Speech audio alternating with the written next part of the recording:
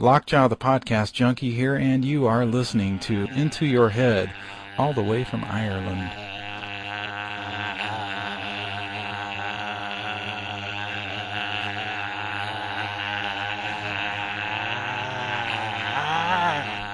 Now, you join me at a tremendously exciting moment.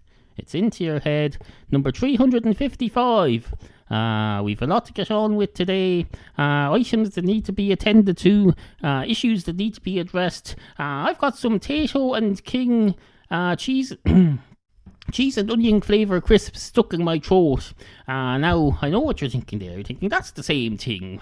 They're made by the same... If you look at the back of the crisp packet on a pack of Tato crisps, and you look at the back of a crisp packet on a pack of King crisps, you'll find they're made in exactly the same location, the same address. But no, they're not the same thing at all. That's why I mixed them. It's like when you don't have enough tea, you mix in a bit of coffee to pad it out a bit. If you only have half a cup of tea left, you get a spoonful of coffee, add that to it, and then add in some water, and then you have a whole more... It's probably too strong then at that point, but that's when you transfer all the liquid into a bigger mug and add some milk, and then stir it all together, and then you pour it down your gullet, because you don't care. Let's be perfectly honest.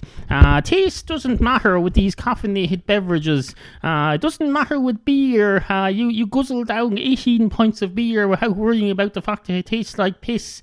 So why should it be any different with coffee and tea? Coffee doesn't need to taste of anything at all.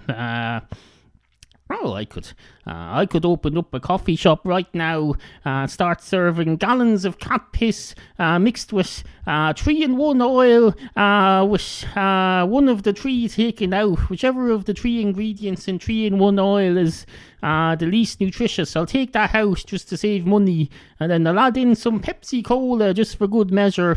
Put that in a big tank and put fancy cups underneath it, and write latte or cappuccino on the sign in front of it. And I could say, hello, would you like to buy some coffee? And I'll tell you, it'd be right in front of me straight away. You'll say, yes please, I'll have a latte double cappuccino espresso from that fancy looking machine you got there. And I'd pour you out a big cup of it, and you'd start drinking it, and you wouldn't say a word about the taste. You'd just say, oh, I'm looking forward to this caffeine hit getting into me now, because we're all obsessed with that nowadays. We go around saying, oh, I haven't had any coffee today, I'm going to die, I'm going to catch AIDS, I'm going to drop dead of a lack of caffeine, then I'm going to get a headache, which I won't be able to feel because I'm dead, because that's the way life is nowadays. Nobody's able to feel anything anymore. You have to block everything out with drugs and caffeine, and you have to.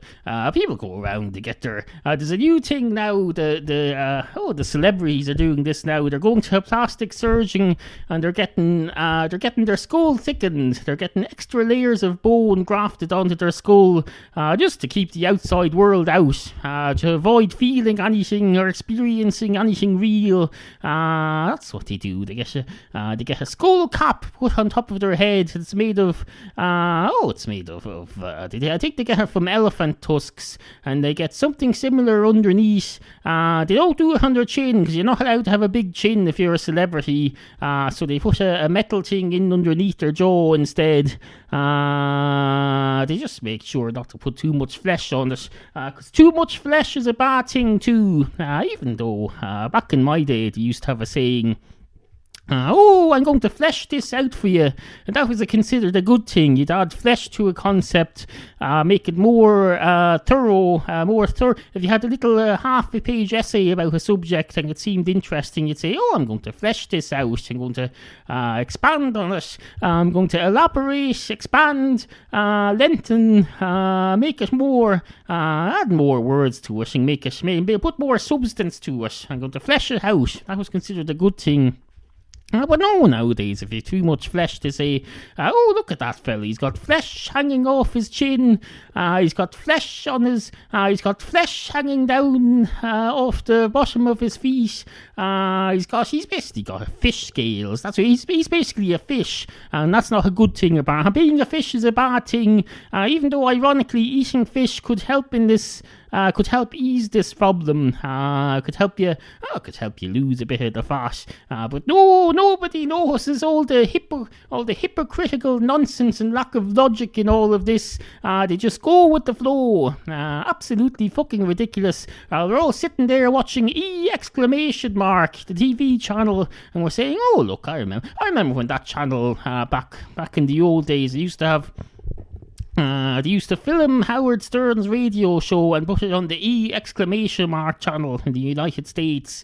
And he'd come on and he'd say, hello, here's some models. I'm going to have them walking around the studio half naked.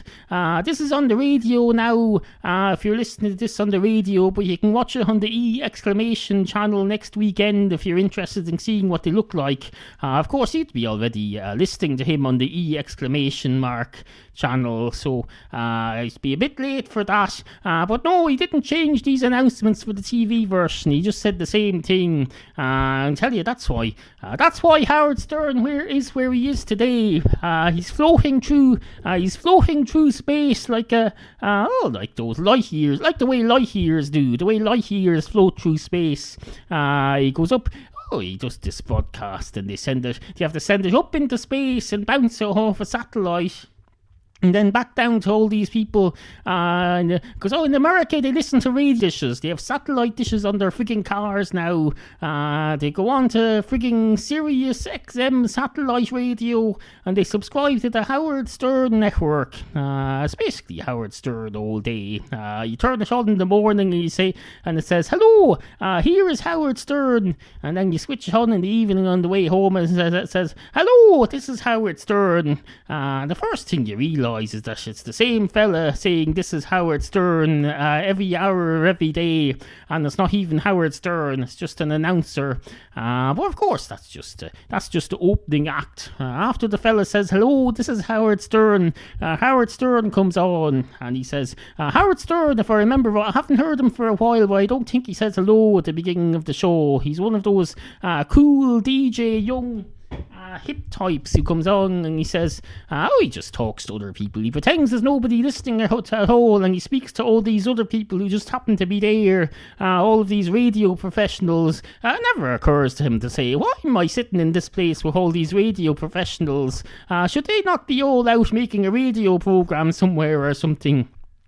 But no, you have to have some an element of suspension of disbelief for these radio programs, because some of them, they're just people talking crap. People come on for 10 minutes and they spout crap about this and crap about that. Crap about everything. Crap about nothing sometimes. Sometimes they come on and they spout crap about nothing. They'll say, hello, nothing happened today. Here's a description of happened today. It happened in a very nothingy way. It happened in a it happens in a very wordy way that's going to take me several hours to explain. That's what Rush Limbaugh does, by the way. He comes on and says, hello, here's this. I have this tub of butter here, and this is symptomatic of bad government or good government. I never remember which side he's on. He's on either the left or the right of politics. I never remember which is in power at the moment, either the left or the right. If the left is in, he's pro-government, and if the right is in, he's anti-government. There's no happy medium over there.